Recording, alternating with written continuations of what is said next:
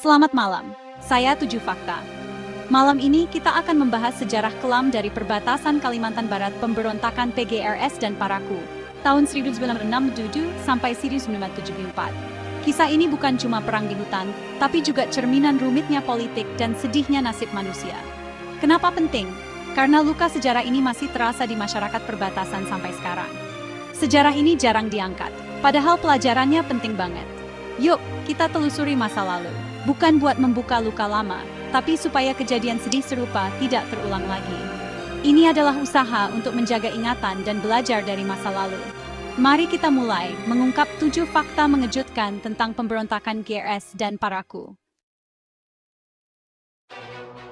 Fakta pertama, pemberontakan ini bermula dari konfrontasi Indonesia-Malaysia di zaman Soekarno. Indonesia melatih pemuda Sarawak dan Kalimantan Utara yang tidak setuju dengan Federasi Malaysia. Mereka inilah cikal bakal Parakou dan PGRS. Setelah Orde Baru berdamai dengan Malaysia, para gerilyawan yang dulu teman, sekarang dianggap musuh dan terjebak di perbatasan. Dari sinilah konflik baru dimulai. Anehnya sejarah, mantan teman sekarang malah saling berhadapan. PGRS dan Parakou sering dianggap sama, padahal beda. Parakou anggotanya pejuang Brunei yang ingin Kalimantan Utara merdeka. PGRS kebanyakan orang Tionghoa Sarawak yang berpaham kiri. Meskipun tujuannya beda, situasi setelah konfrontasi menyatukan mereka. Terjebak di Kalimantan Barat, mereka bikin perjanjian kerjasama, saling berbagi sumber daya dan cara bergerilya. Bersama, mereka bertahan di tengah kepungan dua negara.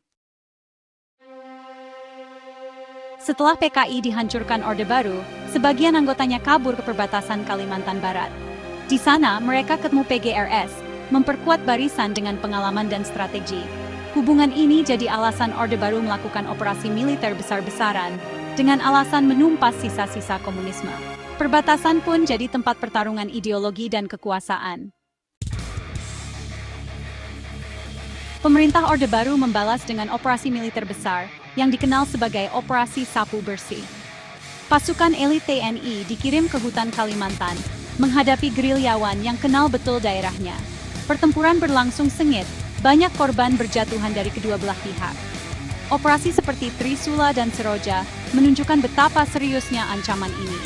Perang di perbatasan menjadi salah satu operasi militer terbesar Orde Baru. Di balik operasi militer, tragedi menimpa orang-orang Tionghoa. Karena PGRS ada kaitannya dengan mereka, seluruh komunitas Tionghoa di perbatasan dicap sebagai pendukung komunis. Terjadi pengusiran dan pembantaian besar-besaran, puluhan ribu diusir ke kota, rumah dibakar, banyak yang meninggal.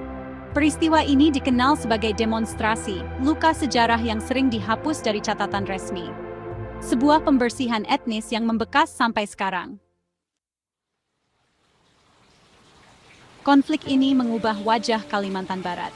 Pengusiran massal bikin orang Tionghoa jadi banyak terkumpul di kota, daerah pedalaman diisi sama orang-orang transmigran. Ketegangan sosial dan trauma bersama membekas, ekonomi perbatasan lumpuh bertahun-tahun. Militerisasi dan kekuasaan Orde Baru semakin kuat. Tatanan masyarakat di perbatasan pun berubah total. Warisan konflik ini adalah peringatan bahaya cap buruk dan kekerasan atas nama ideologi. Cap komunis dan Cina jadi alat untuk membenarkan kekerasan terhadap warga sipil. Pelajaran terpenting, perdamaian itu gampang rusak dan korban terbesar selalu rakyat biasa. Kita harus kritis terhadap cerita yang cuma susisi dan berani mengakui sisi gelap sejarah.